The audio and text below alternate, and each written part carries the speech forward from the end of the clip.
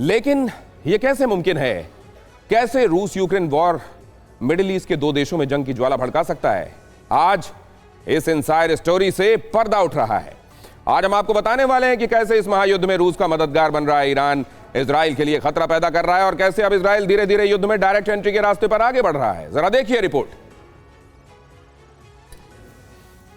यहां पर ईरान और इजराइल ये कहते हुए, और इसका एक बहुत महत्वपूर्ण पहलू मैं आपको बता दूं, ईरान ने 136 शहीद कामिकाजी ड्रोन जो दिए हैं रूस को और जिसके जरिए वो यूक्रेन पर तबाही बरपा रहा है, इजराइल ने एक महत्वपूर्ण एंटी ड्रोन टेक्नोलॉजी दी है पोलैंड को, और पोलैंड के जरिए यूक्रेन के सैनिकों को उसकी ट्रेनिंग दी गई है।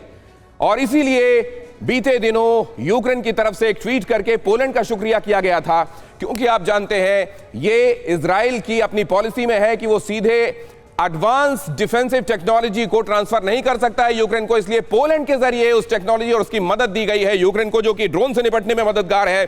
और इसलिए ये ड्रोन का मसला ऐसा है जिसको लेकर इजराइल और ईरान आमने सामने आते जा रहे हैं। अब जरा ये देखिए, ऐसे में ये सवाल खड़े हो रहे हैं और इनका जवाब मिलना बेहद जरूरी इस समय। ये सवाल क्या क्या है?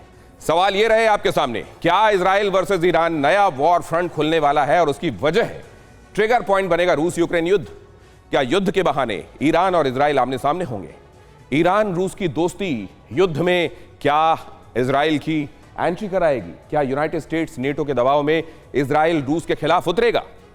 क्या जल्द ही इजराइल यूक्रेन को हथियार सप्लाई करेगा? जंग में इजराइल की एंट्री होने पर रूस का रुख कैसा दिखाई देगा?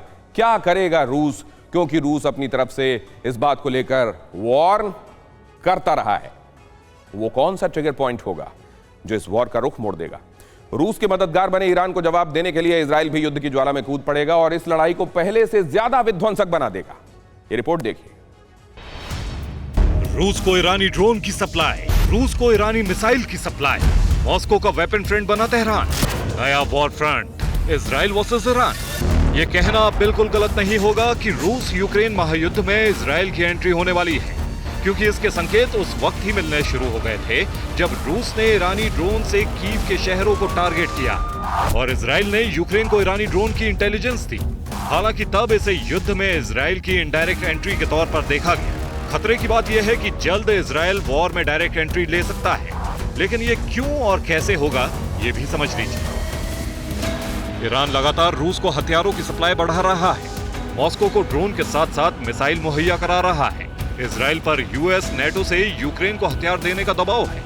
इजराइल जल्द ही यूक्रेन को हथियार देने पर फैसला कर सकता है। यूक्रेन जंग में इजरायली हथियार आए तो रूस की मुश्किलें बढ़ेंगी। ईरान रूस का गठबंधन इजराइल के लिए खतरनाक होगा। मिडिल ईस्ट में रूस की मदद से ईरान अपनी ताकत बढ़ाएगा। ईरान के डेवलप ड्रोन इजराइल की सुरक्षा के लिए खतरनाक होंगे। इजराइल ये कभी नहीं चाहेगा कि मॉस्को की मदद से ईरान अपने हथियारों के जखीरे में इजाफा करे।